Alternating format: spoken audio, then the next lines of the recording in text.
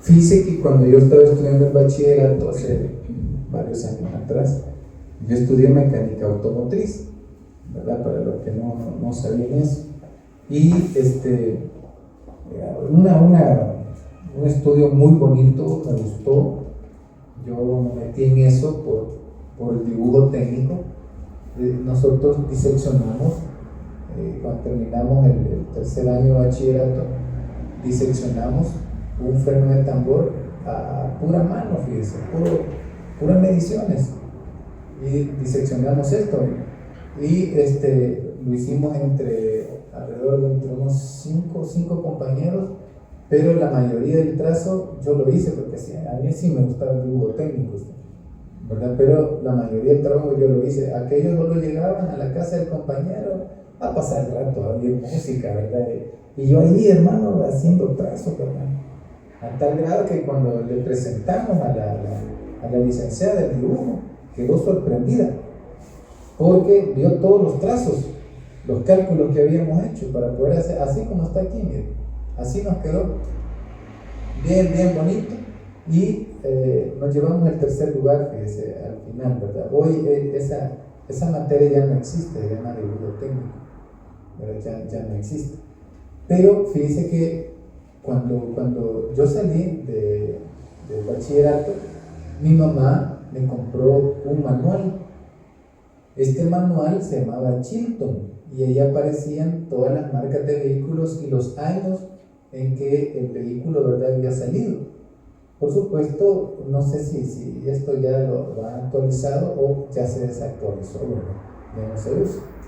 Pero aquí aparecían, hermano, todos los elementos de los carros, así como aparecen acá, ¿verdad?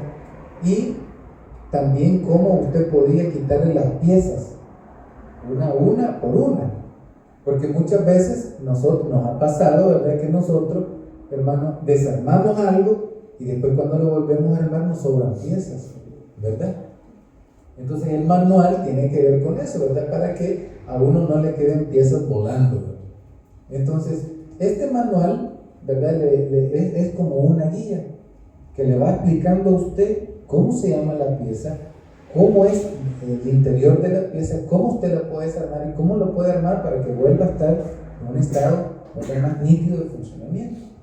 Entonces, este manual, hermano, ¿verdad?, es parecido, ¿verdad?, a lo que nosotros vamos a estar hablando en esta mañana, que tiene que ver con este tema, ¿verdad?, que ya hemos mostrado acá. Dios es nuestro guía, o sea, cuando hablamos del pastor, estamos hablando de la guía, y por eso aquí dejamos un mapita también, y aquí también dejamos un símbolo que es muy reconocido hoy, ¿verdad? ¿A qué le viene este símbolo? La ubicación, ¿verdad? Entonces, para que nos ubiquemos quién es Dios, ¿verdad? Amén. Para que nos ubiquemos quién es Dios para nosotros. Bueno, y aparecía también allí la lupa, ¿verdad? Bien. Busquemos entonces el Salmo 23.1. De hecho, aquí ya lo tenemos, ¿verdad? Muy explícito, es bien pequeño, ¿verdad? A ver, ¿quién de ustedes me lo lee? Ven, solo uno. Jehová es mi pastor, nada me faltará. Mire, bien pequeñito, pero sustancial. Aquí, hermano, está diciendo un montón de cosas, ¿verdad? En esa pequeña frase encontramos, hermano, una profundidad de asuntos que vamos a ir resolviendo este día. Bien. Vamos a hacer una pequeña oración y encomendarnos a la mano de Dios. Bendito Dios, te damos las gracias porque se manifiesta usted en la vida nuestra de muchas formas. Ahora nos disponemos a conocer un poquitito de esta palabra tuya, que esperamos que sea, Señor, de mucho sustento para nuestro ser. Por favor, Señor, guíanos, que tu palabra sea eso, precisamente, la guía, Señor, guíanos, por favor. Tú sabes que necesitamos de tu guía, oh Dios, en la vida. Por favor, Señor, te lo pedimos. Humildemente, Señor, pedimos la guía de tu palabra. Guía el corazón nuestro, porque es fácil, Señor, de distraerse. Háganos personas fuertes, personas con decisiones, Señor, que estén basadas en tu conocimiento. Que, Señor, sea el bien supremo el que esté delante de nosotros en esa toma de decisión. Guíanos, por favor, Señor, que tu palabra sea lámpara a nuestros pies y lumbrera a nuestro camino. Quédese con nosotros, en tu nombre oramos, amén y amén. Gloria al Señor. Bien, encontramos entonces en este pequeño, ¿verdad?, pero sustancial texto bíblico, el libro de los Salmos. Ya hemos explicado que hay en la literatura hebrea, vamos a encontrar una serie, ¿verdad?, de esquemas que nos presentan cómo aquellos, ¿verdad?, interpretaban la vida en su momento oportuno. Y por supuesto, el libro de los Salmos cae, ¿verdad?, en el grupo de los textos poéticos que han desarrollado o desarrollaron los hebreos en ese tiempo particular. Los Salmos van a presentar, hermano, una serie, ¿verdad?, de metáforas. Por ejemplo, acá, Jehová es mi pastor. La palabra pastor es una metáfora, es como una analogía, una comparación de lo que es Dios y lo que es, ¿verdad?, también un sujeto muy conocido para las personas de aquel momento. O sea, sabemos que Dios no es un pastor, ¿verdad?, realmente. Dios es más que un pastor. Pero está haciendo simplemente una metáfora, está haciendo una comparación de que Dios es similar a un pastor, con algunas características, ¿verdad?, que tiene un pastor. Entonces, es bien importante que podamos ver que es una metáfora, es la comparación de algo, ¿verdad?, o de alguien con aquellas representaciones más conocidas, ¿verdad?, porque Dios es tan amplio que no lo podemos representar en algo, ¿verdad?, específico, sino que, hermano, estamos tratando de compararlo, ¿verdad?, en aquellos aspectos conocidos por nosotros, porque Dios rebasa, hermano, los límites conceptuales que nosotros manejamos. Dios va más allá de eso, hermano. Entonces, pero aquellos elementos que nosotros conocemos, ¿verdad?, se nos hace un poquito más fácil comprender qué es Dios para el ser humano. Se nos hace un poquito más fácil, ¿verdad? Bien, entonces por eso se ocupan las metáforas, para explicar quién es Dios para nosotros. Entonces aquí encontramos el hebreo. Esto que vemos aquí, Jehová es mi pastor, nada me faltará, es esto que está aquí, ¿verdad? Aquí está. Entonces, encontramos, ¿verdad? Aquí dice, Mismor, de David, Adonai es Jehová. Esto es, hermano, Roy, cuando está hablando, ¿verdad?, de pastor. Pastor es Roé, es el nombre de pastor. Y aquí, ¿verdad?, lo estar tiene que ver, ¿verdad?, con que nada me va a faltar. Entonces, esto se lee de aquí para acá. Los hebreos leen de aquí, de derecha a izquierda, y nosotros leemos de izquierda a derecha. ¿Sí? Esta es la transliteración de lo que dice acá. Lo que dice acá lo podemos leer aquí. El salmo de David. Mismor es salmo, ¿verdad?, o cántico de David. Se dice, los antiguos dicen que este salmo específicamente lo escribió David. Sabemos que David, hermano, según lo que presenta la Escritura, un hombre que después de haber pasado un periodo de guerra, fue un hombre, ¿verdad?, que tuvo tiempo para meditar, para exaltar a Dios también.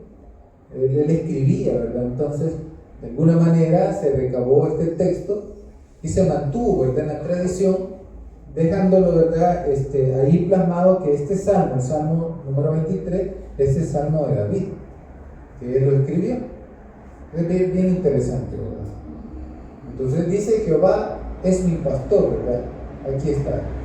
Entonces aquí encontramos el mismor, que esta palabra el mismor, aquí dice David, de David, aquí, y 1, 2, 3, 4, estas 3 letras que usted ve aquí, estos puntos que están abajo son las vocales, y esta letra pequeñita que está aquí, con esta que parece una casita, con esta que parece un palito aquí más largo, y esta otra casita, ¿verdad? Parecida a esta, es el nombre, es el tetragramatón que le llaman, es el nombre de Dios, que los judíos no pueden pronunciar directamente.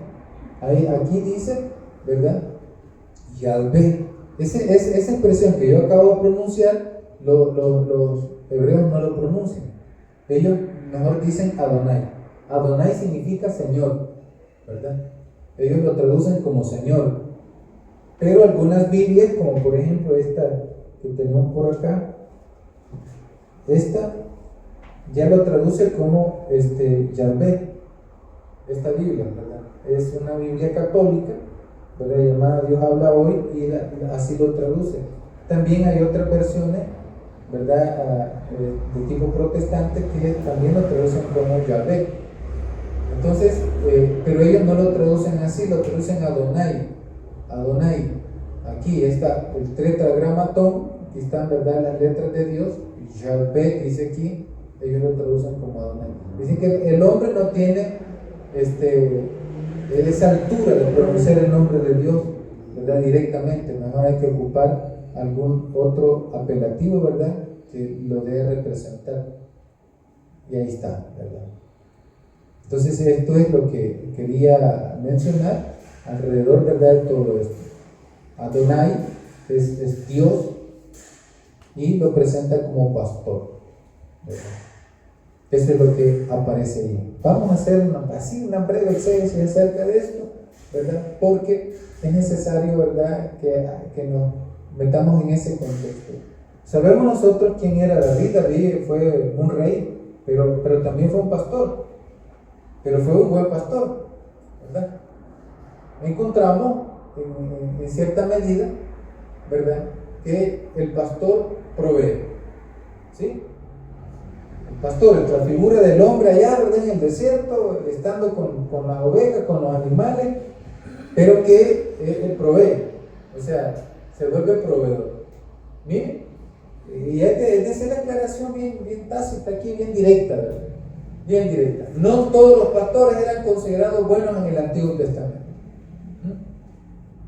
Si usted le pregunta, ¿verdad?, a la IA, ahí la inteligencia artificial, si todos los pastores de la Biblia, ¿verdad?, eran buenos, le va a decir que no, ¿verdad? Hay unos pastores malías, ¿verdad? Veamos ahí que dice Ezequiel 34:1 en adelante. Vamos a ver quién encuentra ese texto lo más rápido posible. Busquémoslo, por favor. Busquemos a Ezequiel. ¿Qué nos dice Ezequiel? Daniel. Ezequiel capítulo 34. A ver, ¿quién me lo encuentra? Si no, lo voy a empezar a leer yo. Dice así. Algunos títulos, al título que aparece arribita del 34, ¿qué dice? Dice: profecía contra los pastores de Israel. Miren qué interesante. Voy a leer. Vino a mí palabra de Jehová diciendo: hijo de hombre, profetiza contra los pastores de Israel. Profetiza y di a los pastores: así ha dicho Jehová el Señor. Hay de los pastores de Israel que, ¿qué dice? Que se apacientan a sí mismos, que no apacientan, dicen los pastores, a los rebaños. Eso es una pregunta. ¿No apacientan los pastores a los rebaños? Dice. Coméis la grosura y os vestís de la lana, dice. La engordada degolláis, mas no apacentáis a las ovejas. O sea, miren, los pastores de aquel momento lo que hacían, porque aquí está haciendo una comparación, los pastores con los líderes que estaban a cargo del templo, y le está diciendo a ellos: miren, ustedes se comen a las ovejas, dice, a las más gorditas, a las que están más sanas, Es como, por ejemplo, decir que en estos tiempos, ¿verdad?, los pastores solo atienden a los hermanos que más diezman, ¿verdad? Así que a los demás que no pueden, por las distintas dificultades, hermanos, los ven de lejos, ¿verdad? Los ven como extraños. Lastimosamente, esto que estoy diciendo es una realidad, hermano. Dice que en Estados Unidos hay personas que no pueden entrar a cualquier iglesia si no están diezmando. Fíjense. Es bien difícil la vida, cómo se está manejando en estos tiempos. Entonces aquí aparece, hermano, la figura del pastor malo, ¿verdad? Y aquellos que están allá en el campo también, porque eran algo malías, como bien decimos en El Salvador, ¿verdad? A ver, Jeremías 23, 1 y 2. A ver, ¿quién me lo encuentra ahí, por favor? Hay de los pastores que destruyen y dispersan las ovejas de mi rebaño, dice Jehová. Por tanto, así ha dicho Jehová, Dios de Israel, a los pastores que apacientan mi pueblo. Vosotros dispersasteis mis ovejas y las espantasteis y no las habéis cuidado. He aquí que yo castigo la maldad de vuestras obras, dice Jehová. Amén. Miren qué interesante, porque aquí está haciendo alusión tanto a los líderes que están a cargo de las iglesias, como también a los líderes que están a cargo de una nación. Fíjense que esta expresión del pastor va más allá del encierro o los límites que a nosotros se nos ha enseñado. Pero Jeremías está hablando acerca de los gobernantes, que están puestos como figuras pastorales también para poder gobernar bien a las ovejas que es el pueblo, ¿verdad? Pero en este contexto no es así. Y Jeremías está haciendo una denuncia en este contexto. Está diciendo, hermano, que se habían olvidado. De hecho, por eso surge la figura de aquella persona que llamamos profeta, que la Biblia, ¿verdad?, llama profeta y denuncia directamente a los reyes y les dice que ustedes, ¿verdad?, han hecho tal cosa, se han olvidado de la viuda, se han olvidado del huérfano, y le está diciendo a los reyes, porque son vistos para el profeta como pastores que deberían de estar, ¿verdad?, cuidando, protegiendo y proveyendo para la población. O sea, esa figura del pastor no es solamente, ¿verdad?, adjudicada, según la Biblia, por supuesto, adjudicada nada más ni nada menos a los líderes religiosos, sino también al líder político en este contexto. Amén. ¿Estamos bien con eso, hermano? Bien, Zacarías, busquemos ahí Zacarías capítulo 11. ¿Qué dice Zacarías? Amén. Porque he aquí, yo levanto en la tierra un pastor que no visitará las perdidas, ni buscará la pequeña, ni curará la perniquebrada, ni llevará la cansada a cuesta, sino que comerá la carne de la gorda y romperá sus besunos. Ay del pastor inútil que abandona el ganado, hiera la espada su brazo y su ojo derecho. Del oído se secará su brazo y su ojo derecho será enteramente oscurecido. Bueno, Dios le bendiga, bienvenido. Pasen adelante. Aquí se hace una vez más, ¿verdad?, alusión al abandono que se da de las ovejas, y eso, hermano, a Dios no le gusta, a Dios no le agrada. Entonces es muy importante que nosotros podamos tener a bien, ¿verdad?, este mensaje, ¿verdad?, que está dando la Escritura. Por eso el tema que estamos tratando tiene que ver con eso, ¿ves? Dios es nuestro pastor, pero ya lo vamos a contextualizar cuando dice Dios es nuestro pastor, ya lo vamos a contextualizar, ¿verdad? Entonces tenemos acá que con relación, dice, al buen pastor Dios proveyó alimento en la necesidad. Y esto, hermano, está escrito también. Dios proveyó a la necesidad de aquella población, ¿verdad?, más vulnerable. Había una población con hambre. Entonces vino Dios y proveyó aquella nación, ¿verdad?, en esos momentos primeros. O sea, Israel no era, hermano, era una familia en el desierto, ¿verdad? Pero solo era una familia, era Jacob era de Israel en aquel momento, ¿verdad? Entonces ellos no tenían, hermano, no eran una nación, no eran un pueblo, eran una familia nada más. Pero Dios, hermano, estuvo allí como proveyéndoles alimento en la necesidad. Entonces, no veamos solamente la figura del pastor dentro del ámbito religioso, veámoslo también en el ámbito familiar. Dios llama a papá y a mamá como pastores para que provean a los hijos, que no los abandonen. Amén, iglesia. Entonces, mire, esto es bien bonito porque estamos procurando, ¿verdad?, ir más allá de los límites que muchas veces se nos han impuesto. Cuando hablamos de los reyes, también están llamados a proveerles a la población de, hermanos, de lo más que se les facilite, ¿verdad?, a la población el acceso al alimento. A mí me llama la atención que países como, por ejemplo, los europeos, ellos, hermanos, están preparados, oigan bien, ellos todos están preparados en caso de que haya, hermano, falta de alimento allá en el mercado. O sea, los gobiernos están preparados hasta para alimentar por cierto tiempo a toda la población, dándoles una ración para cada familia.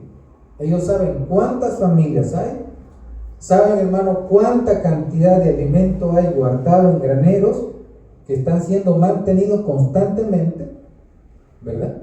Mire qué interesante, pues. Tienen graneros enormes y ahí depositan, ¿verdad?, arroz o trigo, ¿verdad?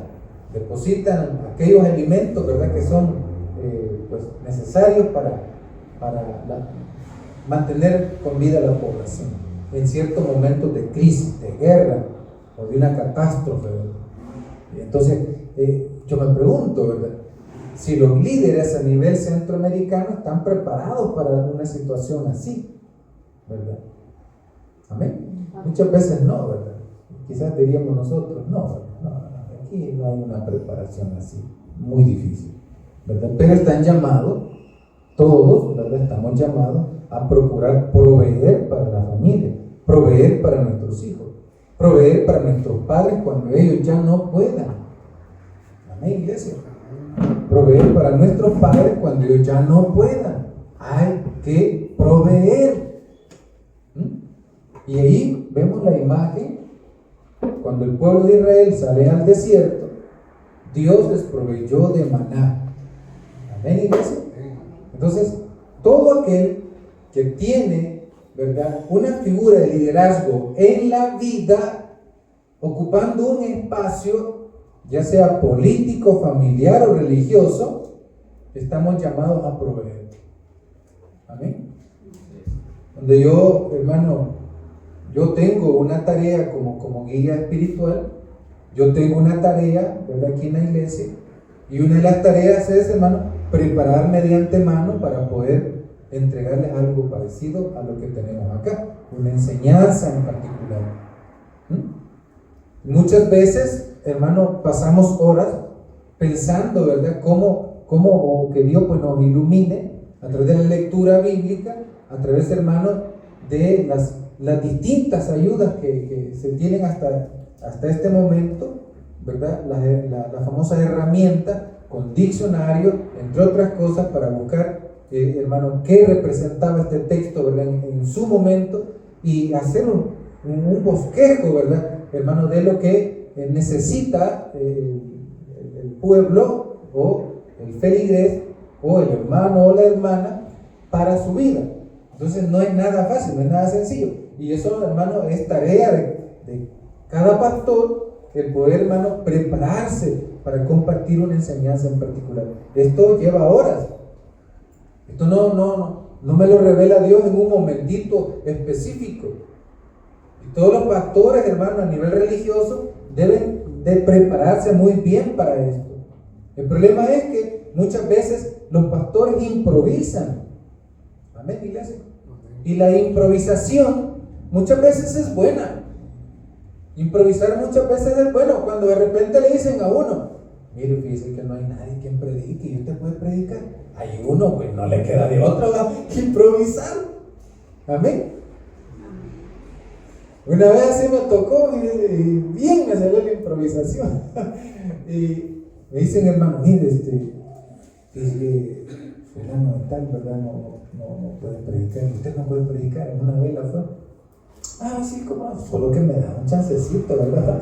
Para ver si Dios me ilumina o me ilumina. Pero déme chancecito, me voy a preparar ahí medio.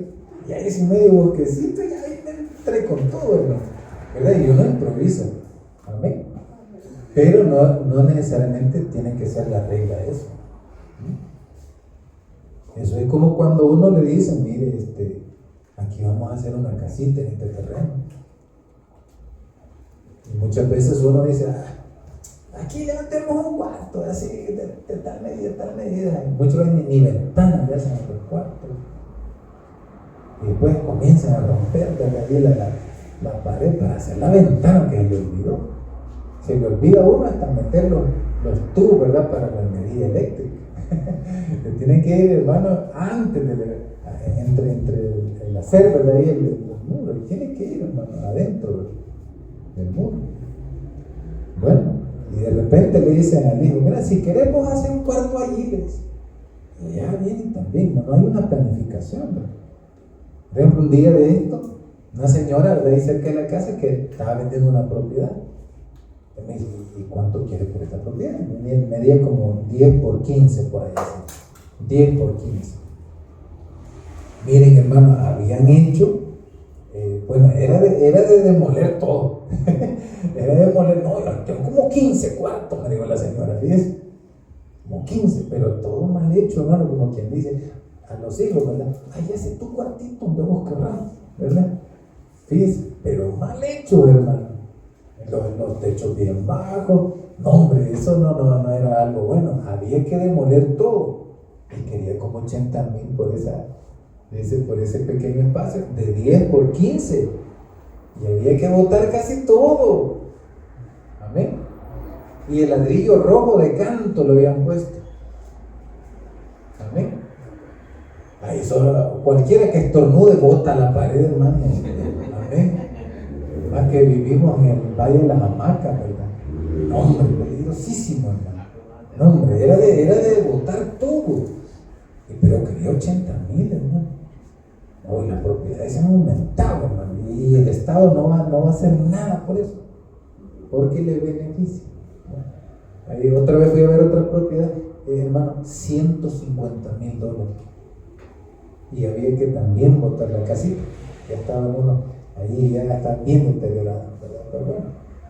Bien, entonces estamos acá, hermano. Estamos, ¿verdad? Hablando de que Dios provee. Dios como pastor, esta figura, como ya hemos señalado, Dios como pastor, pero no es cualquier pastor. Dios como pastor no es cualquier pastor, no es como estos pastores. Amén. No es como los políticos, no es como los padres de familia, no es como los religiosos. Dios es buen pastor. Dios es el buen pastor. En el Nuevo Testamento hasta dio su vida, dice, por sus ovejas. Vamos a ver eso de dar su vida. ¿Por qué el pastor daba su vida? Entonces tenemos que el pastor provee. ¿Cómo provee? Bueno, provee alimento. ¿Sí? Provee alimento. Veamos qué dice aquí Lucas 12:24. Porque esa figura también familiar va más allá. Porque encontramos a Dios encargándose de toda la naturaleza. Dios provee. Mire, llega un momento, hermano, bien crítico en el año, aquí en El Salvador, por supuesto, que uno piensa de que ya nos vamos a morir todos. Y de repente comienza a llover. Y se siente bien bueno. Y dice que llueve, hermano. Amén. Ven, a ver qué dice Lucas 12:24. A ver, solo uno. Léalo, por favor. Considerad los pueblos que ni siembran ni ciegan, que ni tienen despensa ni granero, y Dios los alimenta, no haréis vosotros mucho más que los aves. Miren qué bonito. Y vemos las aves en los cielos, hermano. Y uno dice, ¿y cómo hacen para comer? Siempre comen. Siempre comen. Imagínense usted, Dios está proveyendo también a la naturaleza. Dios le provee a los animales que vuelan. Dios le provee a los animalitos que se andan arrastrando, hermano, también. Entonces Dios provee, hermano, y tenemos que verlo así. Miren, muchas veces uno como familia salvadoreña pasamos momentos difíciles, hermano, económicamente. ¿Amén o no amén? Sí, hay familias, hermano, que se la ven de a palitos, que andan en verdad arañando los pequeños centavitos que encuentran porque no ha alcanzado para fin de mes. Y de alguna manera, fíjense, hermano, siempre Dios está proveyendo. Y por eso uno, hermano, debe reconocer esa grandeza de Dios. Si las aves, hermano, también comen y se alimentan, ¿cómo Dios no nos va a ayudar a nosotros? Amén. Miren, nos ha dado sabiduría también. Hace poco iba hablando con un cliente, ¿verdad? Porque hago viajecitos en InDrive y me llama mucho la atención de que una de estas personas que yo llevaba me iba hablando, ¿verdad? Acerca, hermano, de un emprendimiento. Subieron unas cajitas, ¿verdad? Con su señora esposa, una cajita, hermano, de esas, de platanitos fritos, ¿verdad? Que venden en unos paquetitos. Y una cajita así que lleva como unas 20 o 30 bolsitas de esas.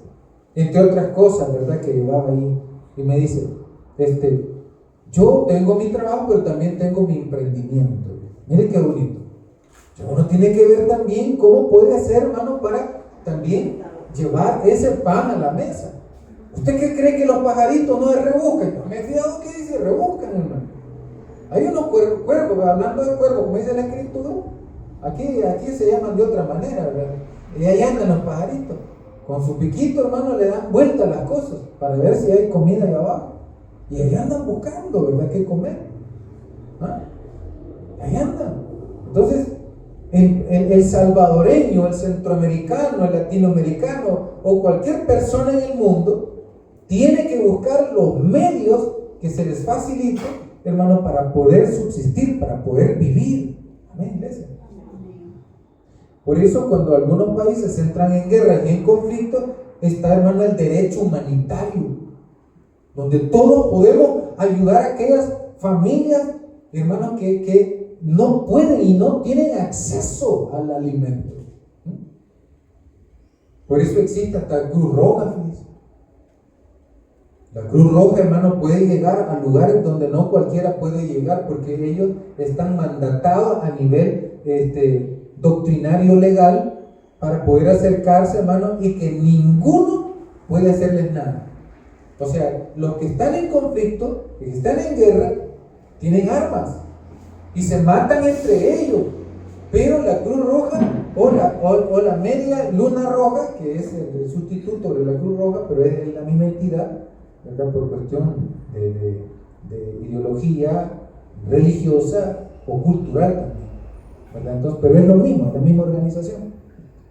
Entonces, ellos, hermanos, pueden ingresar con sus vehículos para poder atender a las víctimas de la guerra. Y víctimas pueden ser también, hermanos, soldados de un bando o de otro bando. Víctimas civiles, ellos las pueden atender. Lastimosamente que en Medio Oriente no se ha respetado esa figura. Y han, hermano, asesinado hacia sangre fría de parte, ¿verdad?, del Estado israelita, aún a los mismos representantes de la Media Luna Roja o los representantes de la Cruz Roja. Y los han desvivido, hermano. Y han ocultado sus cuerpos. Y solo porque, hermano, uno hay que andar siempre el celular, hermano, ahí en la mano.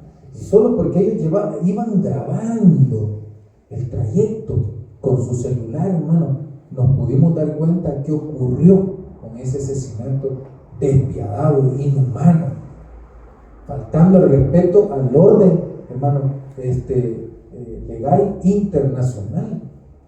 Porque hay un derecho internacional que las mismas naciones forjaron a través de las mismas crisis que vive el hombre. Entonces, hay momentos que el hombre no va a poder proveerse a sí mismo, sino que otros de otros lados pueden llegar y ayudar. Amén, iglesia. Para que aquellos puedan, hermano, tener sustento también. Entonces, esto es bien importante, porque a nivel comunitario podemos ayudarnos también, unos con otros, podemos ayudarnos de manera organizada. Mira la hormiga o perezoso, también dice, hermano, la poesía hebrea, mira la hormiga o perezoso y aprende de ella.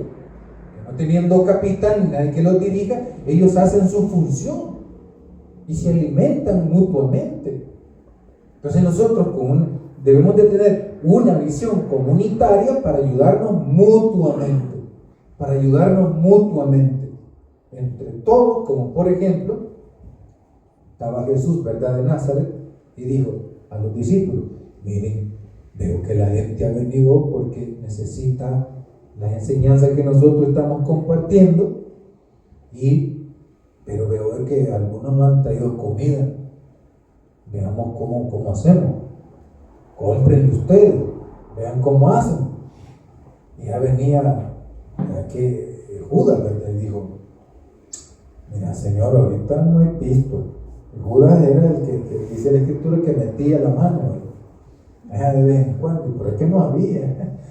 Entonces viene el hermano y dicen los demás, es mucha gente y no nos alcanza, ¿verdad?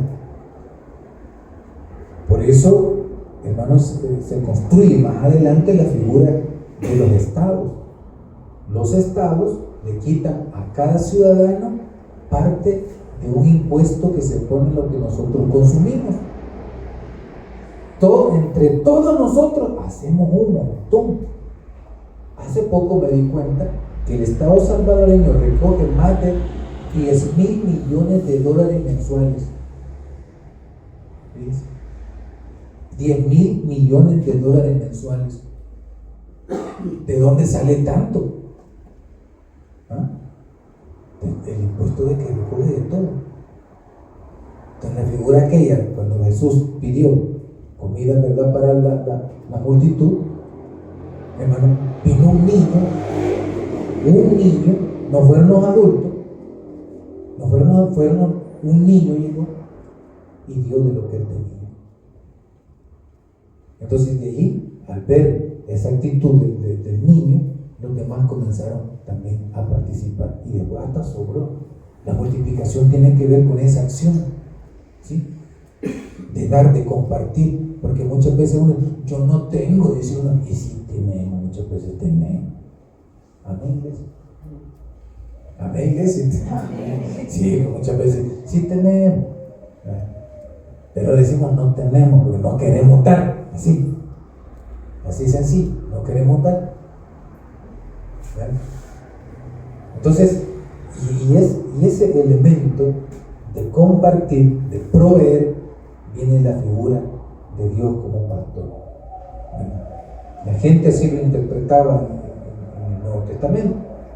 Dios con nosotros, Adonai, decir, o Emmanuel, perdón. Emmanuel es Dios con nosotros. Dios manifestándose, Dios proveyendo salud. ¿Sí?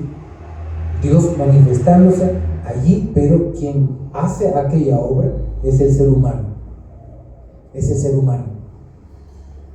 Dios caminando, Jesús allí, haciendo esa obra de Dios. Usted en su casa, usted en su trabajo, usted allá, hermano, en la clínica, usted allá en cada lugar, nosotros ayudándole a los demás. La gente interpreta, gracias Señor, pero ha sido el ser humano ocupado para tales acciones. Amén.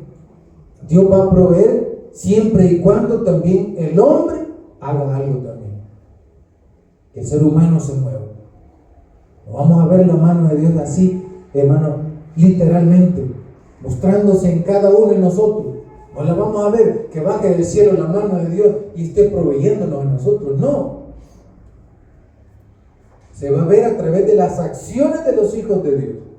Y por eso decimos nosotros que este tema no hay que interpretarlo solamente desde la visión religiosa, sino también, hermano, política. Hay que ver que aquellos funcionarios han sido puestos por Dios y que no han sido puestos para engrosar, ¿verdad?, su vientre, sino para ayudar a la humanidad del otro, de la población.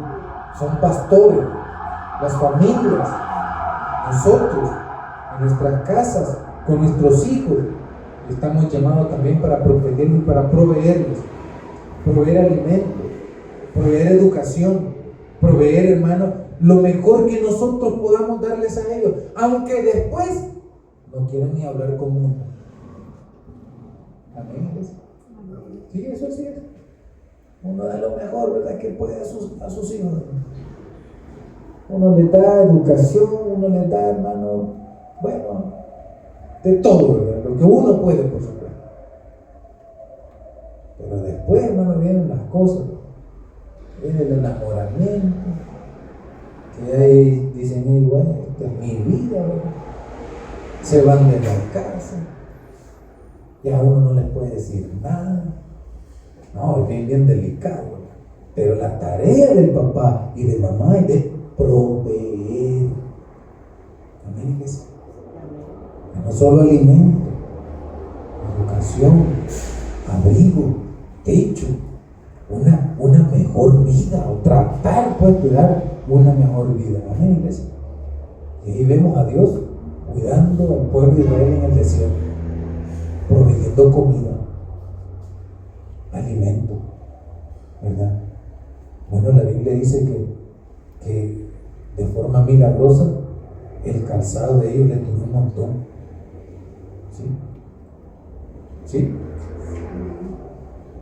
Mire qué interesante. Dios proveyendo.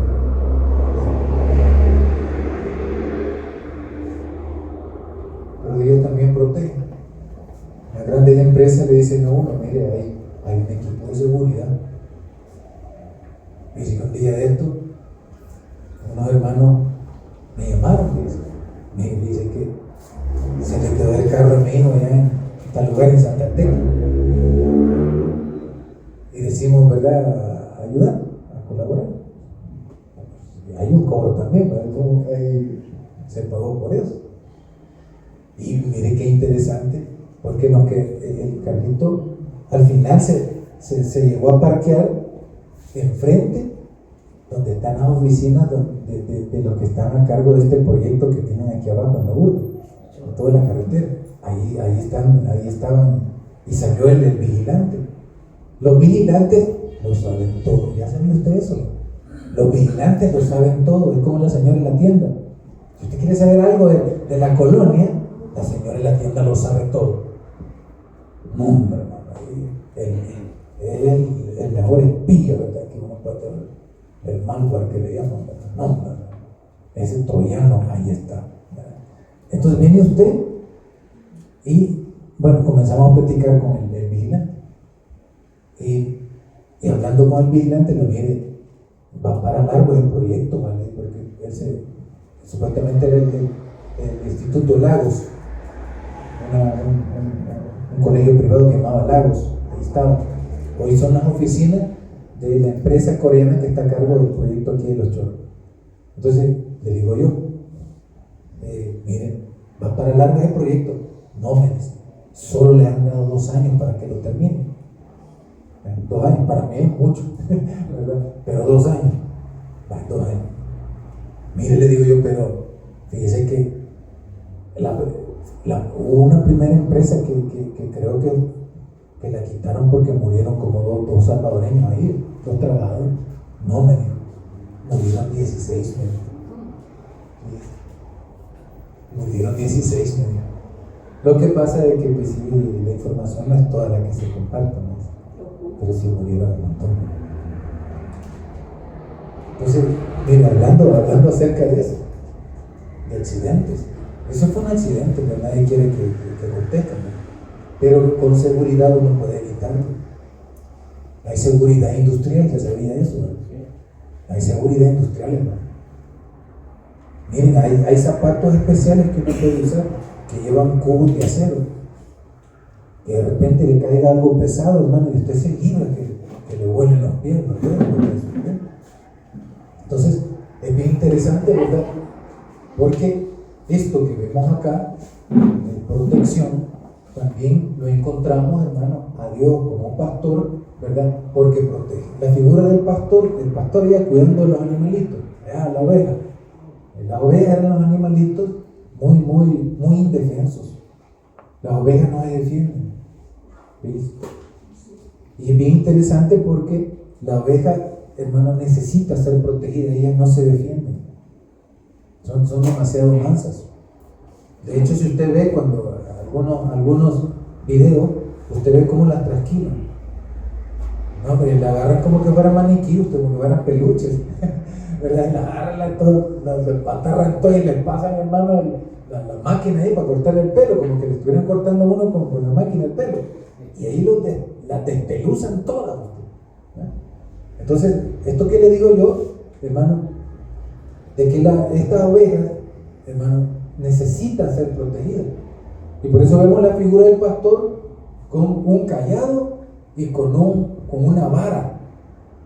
El cayado, hermano, no es aquel que está calladito, ¿verdad? Que no dice nada. El cayado era una vara con una curva, ¿verdad? En la punta. Y ese cayado servía para que la oveja, si estaba en peligro, porque tienen corta visión también, ¿verdad? Entonces, con ese cayado la alaba si estaba en peligro de caer a un barranco. Porque son un poco cortas de vista, entonces no ven el peligro. Y caen y se matan, pues. Entonces viene el pastor y con el cayado, ¿verdad? Las ala del cuello, ¿verdad? Y las trae, hermano, para librarlas del peligro. Entonces, el pastor tiene una figura también, o una función extra, que tiene que ver con la protección. Y aquí vamos, hermano, a decirte que Dios también protege.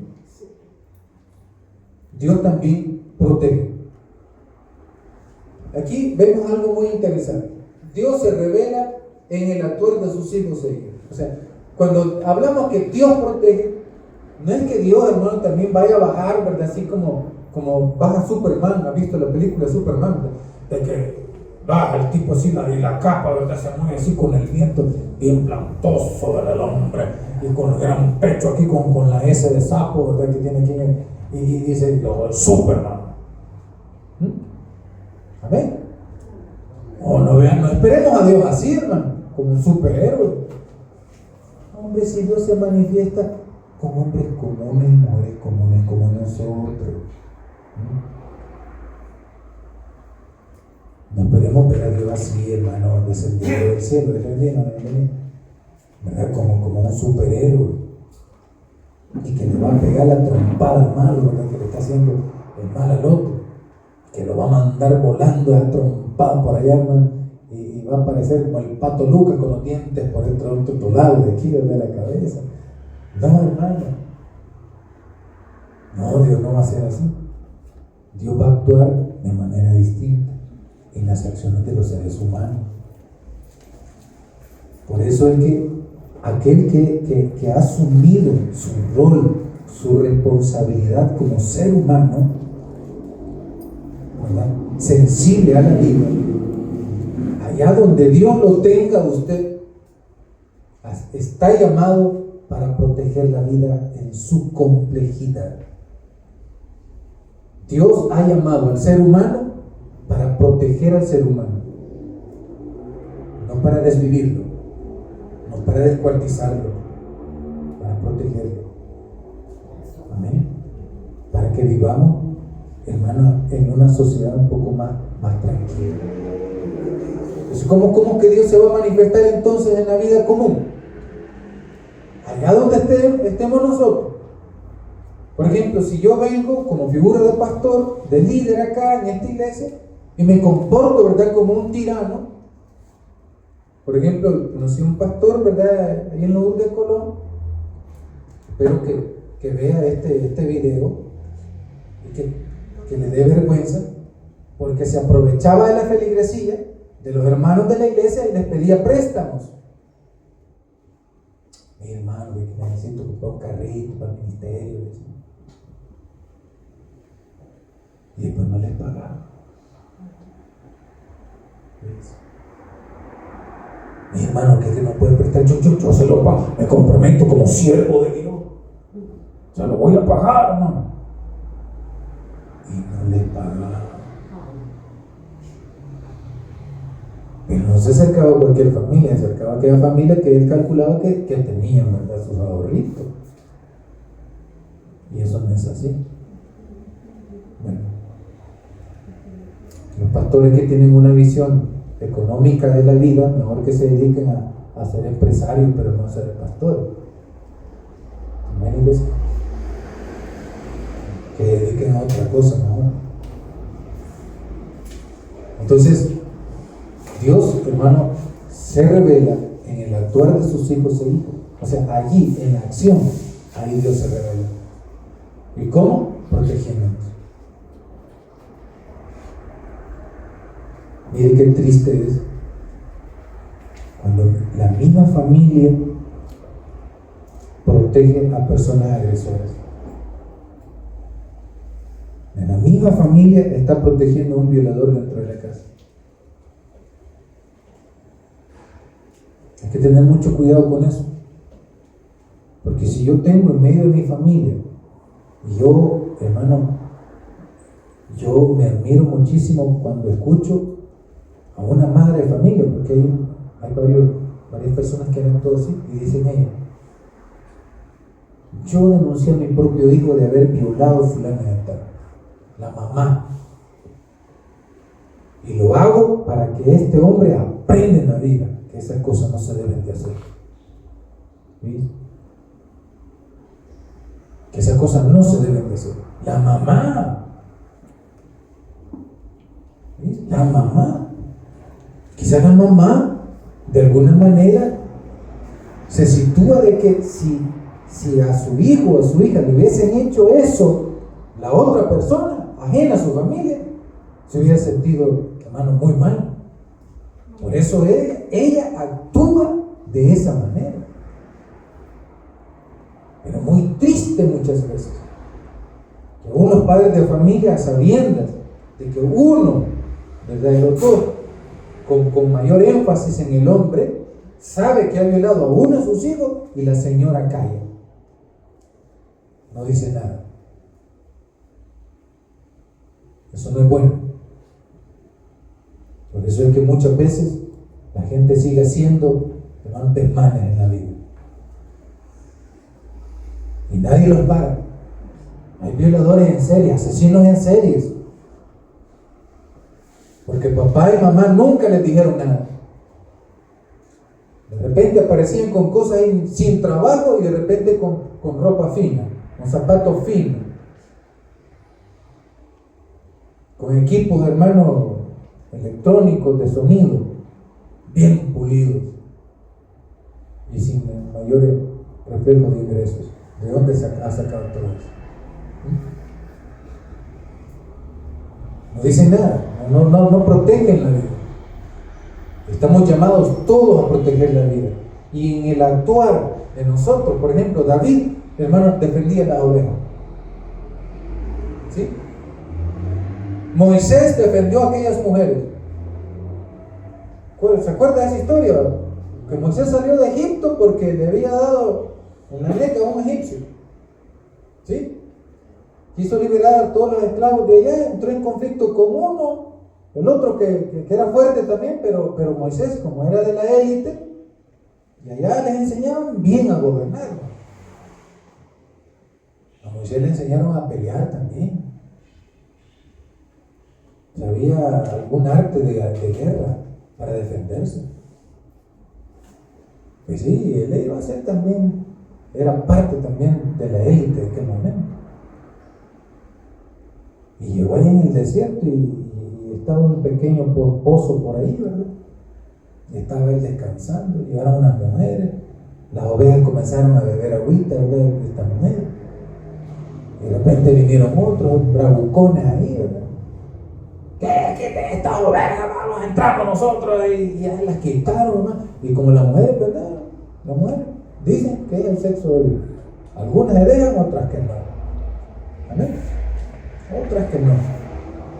Y entre más pequeña es, más enojada es. Bueno, así dicen, ¿verdad? Hay mujeres altas también, bien enojadas. Pero ya estaba Moisés viendo eso. Y digo, esto es injusto, no es posible. Y se lanza, ¿verdad? Y dice, no, hombre, ¿cómo va a ser? Váyanse ustedes de aquí. ¿Cómo? Y se lo pusieron a Moisés y ahí lo arrastró, ¿verdad? Los que iban ahí, pastores. Ahí ve la figura que ya habían pastoras también. ¿Amén? Había mujeres pastoras ahí. Pero ellas eran buenas pastoras y aquellas eran malos pastores. Entonces, bueno, ahí está de que vino Moisés y les defendió.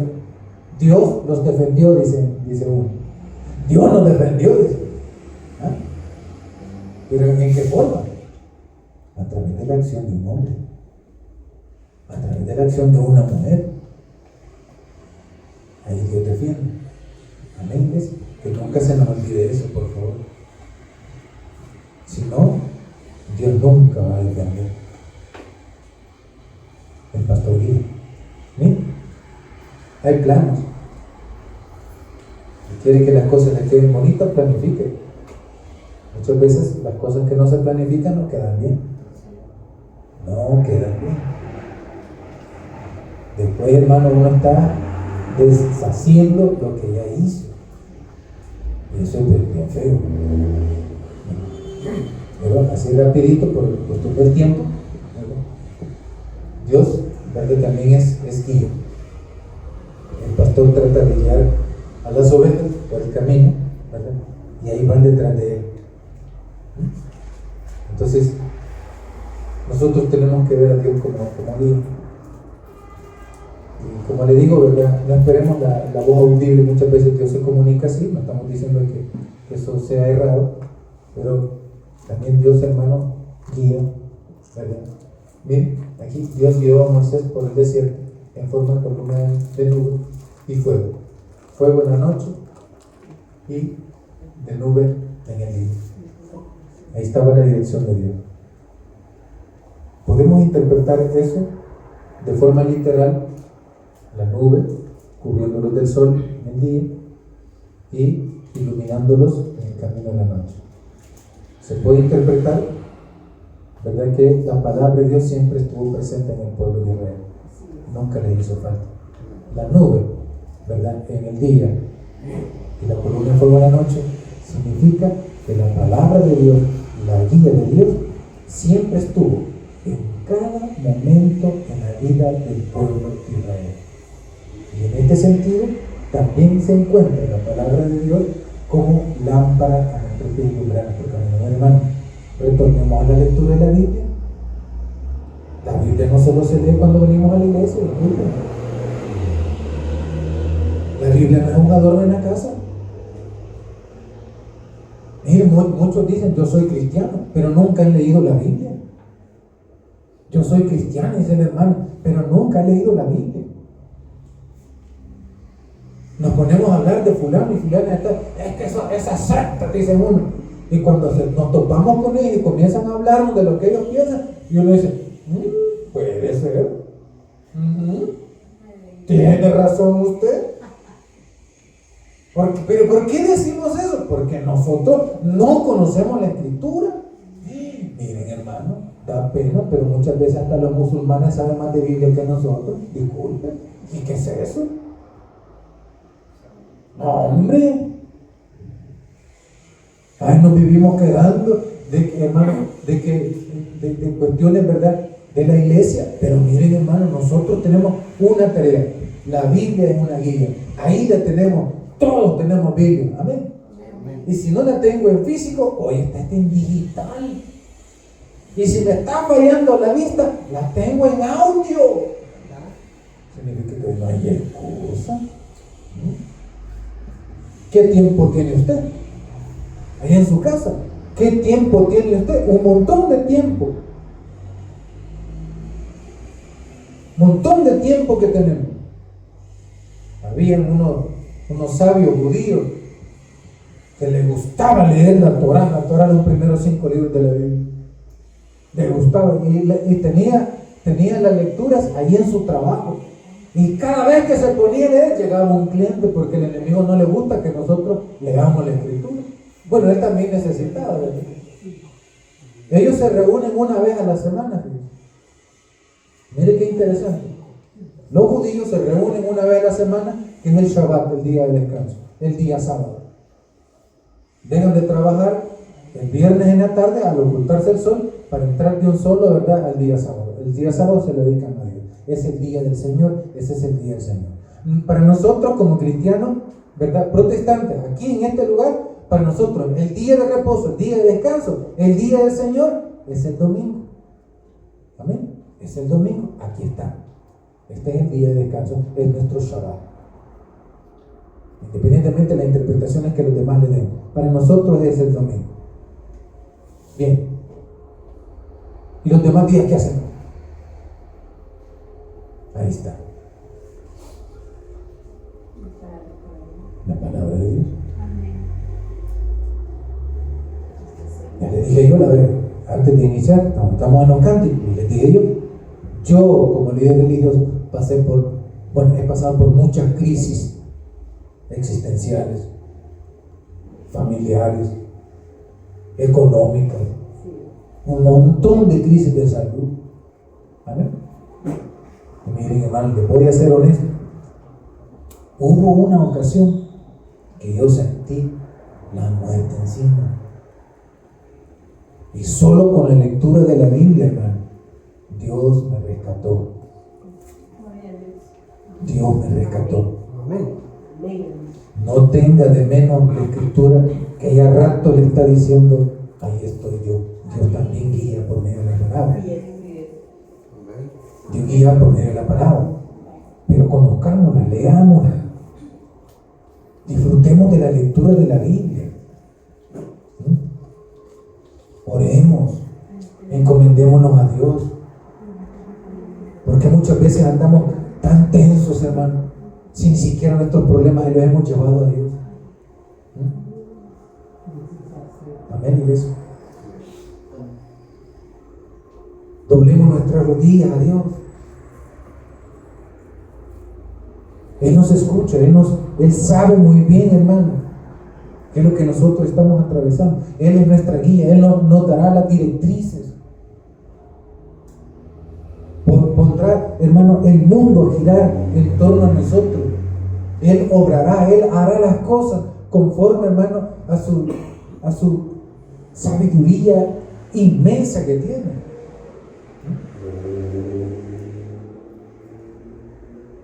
Él sabrá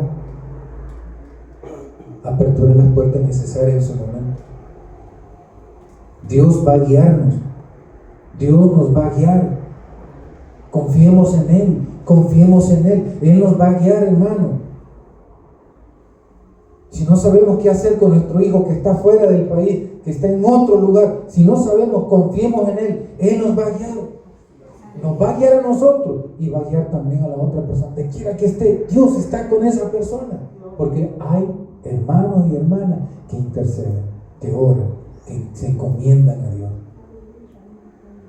Que su salud no desmejore por la aflicción o por las situaciones que estamos viviendo psicológicamente.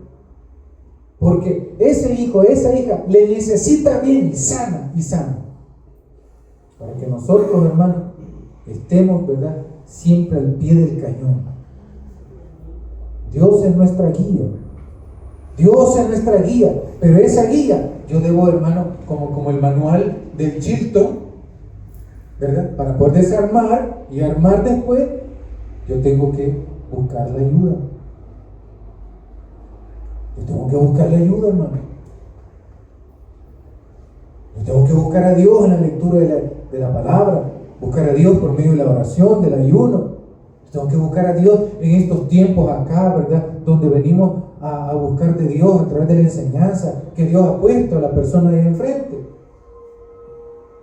Yo tengo que buscar de Dios, hermano, en las conversaciones que tengo con mis compañeros de trabajo, con los vecinos, con los familiares, y tratar de interpretar la voz de Dios en sus distintas manifestaciones.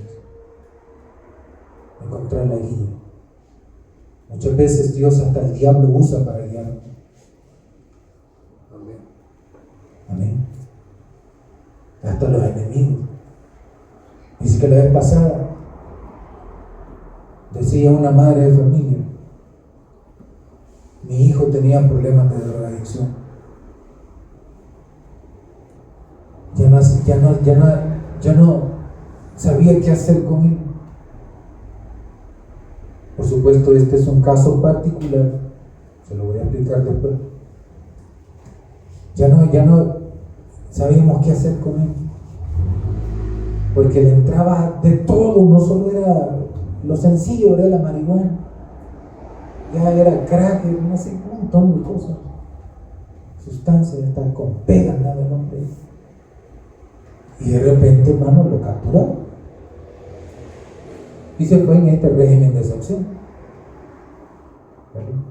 Miren, hermano, salió limpio, no quiere saber nada de droga. Gloria a Dios, gloria a Dios. Porque antes allá en los penales también, allá era tráfico, todavía está eso, pero con aquellos que pagan más. Pero antes, de manera peor, y había más acceso a la droga de adentro siempre. Y hoy salió curadito, no quiere saber nada de droga.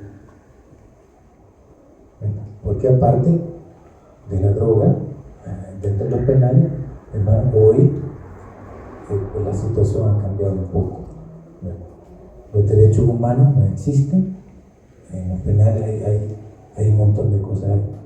Hay, hermano, tortura en los centros penales. Hoy hay tortura y nadie quiere regresar a esos lugares, porque hay tortura. Le tiran gas lacrimógeno así en las celdas a todos los presos que están reclamando sus derechos. Yo me conformaría con solo escuchar la voz de mi mamá, de mi hermano o de mi hijo. ¿Y qué pasa cuando uno no oye nada de eso? Está loco, después volver uno. ¿Amén? Entonces hay momentos donde muchas veces, como le digo, Dios ocupa también el mal para un bien. Como en la cruz del Calvario. La cruz era un instrumento de muerte, por eso es que yo no acepto la cruz, la figura de la cruz, porque es un instrumento de muerte, de asesinato. No estoy de acuerdo con el símbolo de la cruz. La cruz, hermano, no es buena. Si Jesús lo hubiera matado con una pistola de revólver, aquí anduvieran en el pecho mucho el dibujo de la pistola, ¿verdad? Amén, porque así lo mataron a Jesús. Pero fue una cruz, y la cruz es el instrumento de muerte. Para mí, el mayor símbolo es el pescadito. Un pescadito que aparece en unos carros, ¿verdad? En unos tickets, ¿verdad? Bueno, el símbolo del cristianismo. El cristianismo inició con la gente humilde. Dios, como decíamos al principio, ¿verdad? Dios, hermano, es nuestro proveedor. Dios es nuestra guía. Es hora de confiar firmemente en que Dios lleva nuestros pasos uno a uno. Dios protege, Dios provee y Dios guía. Amén. Dios protege, Dios provee y Dios guía. Acerquémonos a Él confiadamente. Él nunca nos va a abandonar. Tal vez nosotros andemos con un pie algo torcido, pero aún así, Él sigue siendo fiel. Conozcámoslo de verdad y Él hará, ¿verdad?, su trabajo con nosotros. El que tenga oídos para oír, que oiga. Nos quedamos hasta acá y hacemos una oración. Gracias, Señor, porque hasta aquí ha sido fiel usted con nosotros. Bendito seas. Gracias por este privilegio.